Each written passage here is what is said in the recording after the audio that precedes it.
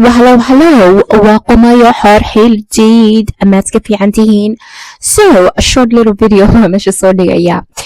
But ما دام اللي وجرو Scorpio season كي يا محل طبقة الله يا toxic personality اللي وجرو وده عاد حنا Scorpio أما طبقة الله عليه هاي يا طبقة الله عليه هاي يا مركو سنتي سيدايو toxic مو نقطة and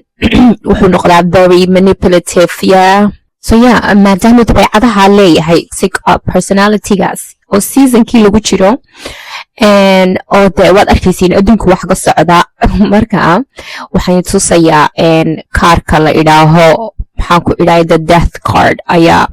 lagu magac daray tarot cardka the death card yeah oo waa kaarkii 13 you know 13 maxay dhahaan horta 13 idhahan waa maalintii ugu xumayd dadkan ya illuminatiga oo maalintay ka cabaadaan yeah ayuu astaan u yahay Scorpio maadaama seasonkiisii lagu jiro yaa waa nin faras saaran oo muxuu keenayaa dhimasho ayuu keenayaa yeah so maadaama oo lagu jiro season 13ka yeah seasonkii death yeah dhimashadii lagu jiro ninkii faraska saarnaa ee dhimashada keenaya lagu jiro seasonkiisa waxa soo xasuustay the four horsemen of the apocalypse yeah the four horsemen of the apocalypse oo waxay dhahaan de waa maalintii yooma qiyaamuhu dhacayo according to the bible yeah oo afar faras yeah ayaa keenaya dhimashada the white horse faraska cad and oo ku saabsan conquering ama de wax dhacsiga yeah dhul la dhacayo dhul boob kaasuu wadaa dhul boob dhul dhacsi duulaan kaasuu wadaa faraska casi yeah da wuxuu wadaa ilaan waa casaane waa dhig wey wuxuu wadaa dagaal iyo dhimasho then you have the black horse faraska madowna muxuu keenayaa waxa la yidhaaho pestilence iyo famine gaajo iyo de nolosha ciliidhiya isla markaana wuxuu wataa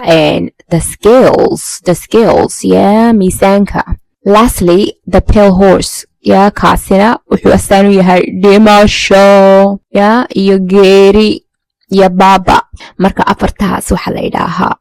waa afartii faras ee apocalypse-ka ama qiyaamaha marka fardahan badan waad arkaysiin adduunka ku socda imika iyo fardahan lagu faanayo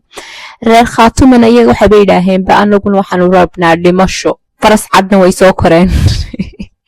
wallahi it's funny waxaan soo xasuustay sheeka xiriirka Irishka ayaa waxa jira nin bilaa madaxa yaa oo saaran faras oo faraska iyo ninkaaba waxa la isku yidhaahaa duulhaan bay yidhaahaan iyagu duulaan se loo spell gareeyo halkan aan kusoo qorayaa waa duulaan oo wuxuu ka yimid Irish Gaelic bay leeyihiin yaa oo meaningkiisa waxa la yidhaahaa dark man yaa ninkii madoobaad waxay ka hadlaysaa un dhimashadu keenayo farasku yaa dhibka iyo dhimashada fardahani keenayaan duulaan baa soo socda marka kulligiinba khaatimada aad doonayseen way idiin timeed yaa ilaahayow khaatimadana gaarsii ma yidhaaheen dadku